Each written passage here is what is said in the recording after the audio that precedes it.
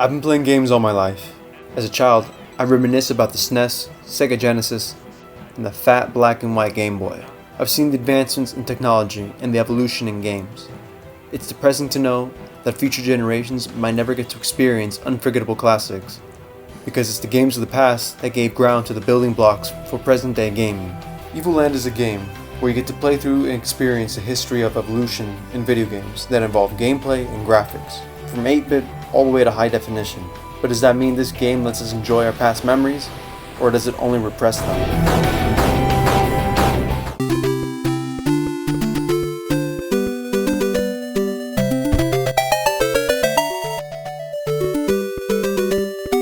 If you're an 80s or 90s kid, and you're a true gamer, you'll notice and appreciate everything. This game is a mini time machine that offers a small glimpse of how games have changed throughout the years. The game is about 4 to 6 hours the first time you play through it. A game can be either short or long, but it's the unique characteristics that capture the player's attention and provides refreshment to his or her casual gaming experience. The whole game is stereotypical, and that grabs different elements from various games. The most obvious inspirations are from Final Fantasy, The Legend of Zelda, Diablo, and so on. You'll notice every one of them as you play along.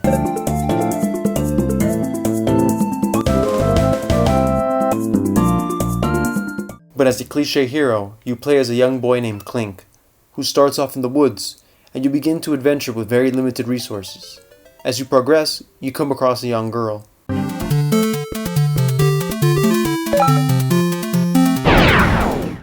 Who asks for your help to save her homeland, that is being destroyed by an ancient evil that has come back.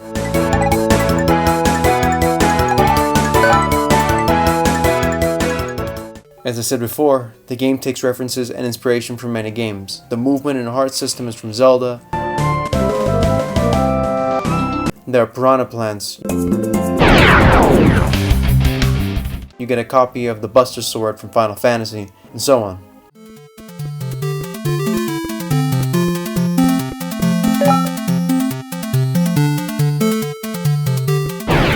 The game evolves as the player finds chests that, when opened, unlock a new feature. It could be regarding gameplay and graphics, or stars and cards.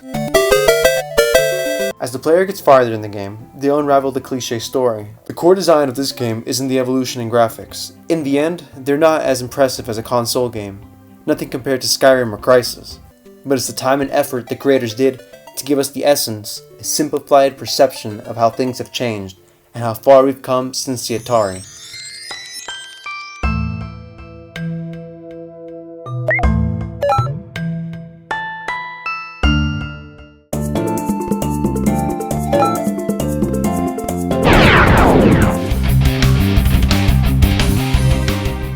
The controls are simple, WASD or arrow buttons to move, while space and enter are the action buttons. So since the whole game is a reference to many others, all the elements are recognizable. You should understand everything if you're a true gamer. If you get confused or lost, then you should be ashamed of yourself.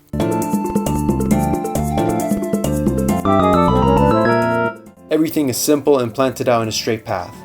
You can go exploring to areas much easier after obtaining the airship, but for the majority of the game, you'll be walking around. You get your sword, bombs, and arrows to attack enemies, open paths, and solve puzzles.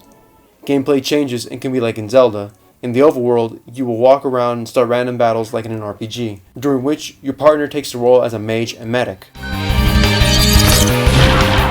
Once you reach the mountains, the gameplay will resemble Diablo, and apart from all that, you'll get to go through dungeons and solve a variety of short puzzles. You have your health bar that changes depending gameplay. You'll find a crystal that transitions you from 8-bit to 3D polygons and acts as a time machine. 8-bit is the past, 3D is the future, so some structures play along according to that.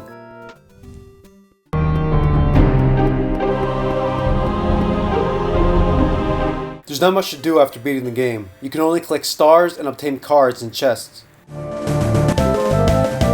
You can play a mini-card game in Aogai, but there are only 5 difficulties and are easily beaten. Since the game is short, it never repeats many variables that only happen once in the game, when in reality I had thought they'd be reappearing later on in other sections.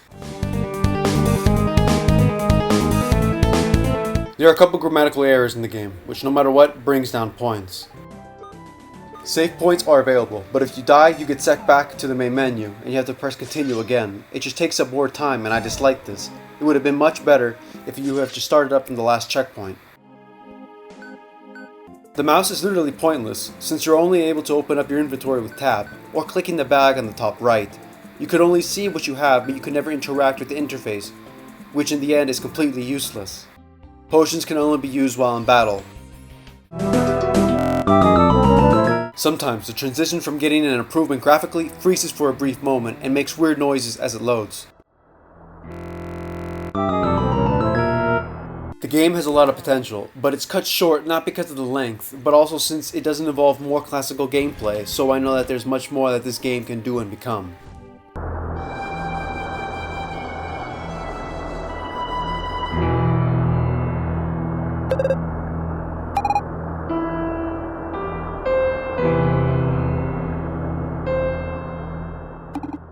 Indie games are able to create more variations of gameplay and present a new style design, since they're not funded by another corporation.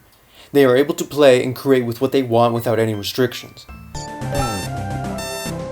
A good game is one that changes the way we play and how we perceive things distinctly. Evoland recycles old designs, but it refreshes it. It gives it a new look and feel, and at the same time brings nostalgia. Ignoring the minor flaws the game presents, there are not that many errors since the game is limited to what you're able to do, but there's no denying it's a walk down memory lane.